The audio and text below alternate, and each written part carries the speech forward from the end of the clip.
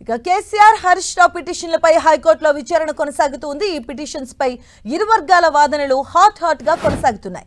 కేసీఆర్ తరపున supreme court lawyer సుందరం వాదనలు వినిపిస్తూ ఉండగా పీసీ ఘోష్ తరపున నిరంజన్ రెడ్డి వాదనలు వినిపిస్తూ ఉన్నారు.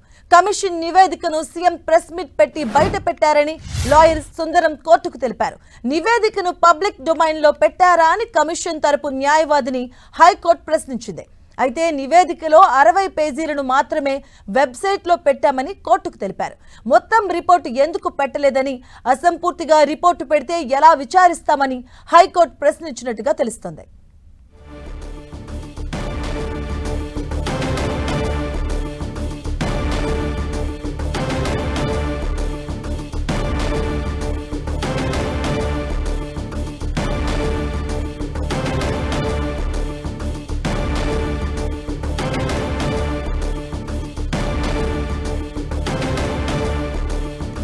కేసీఆర్ హరీష్ రావు పిటిషన్స్ పై హైకోర్టులో విచారణ కొనసాగుతూ ఉంది. ఈ పిటిషన్స్ పై ఇరు వర్గాల వాదనలు హాట్ గా కొనసాగుతూ ఉన్నాయి.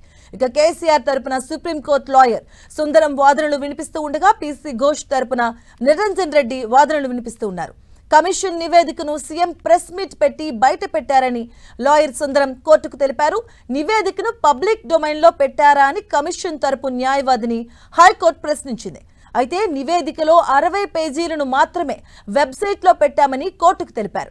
మొత్తం రిపోర్టు ఎందుకు పెట్టలేదని, అసంపూర్తిగా రిపోర్టు పెడితే ఎలా విచారిస్తామని హైకోర్టు ప్రశ్నించినట్టుగా తెలుస్తోంది.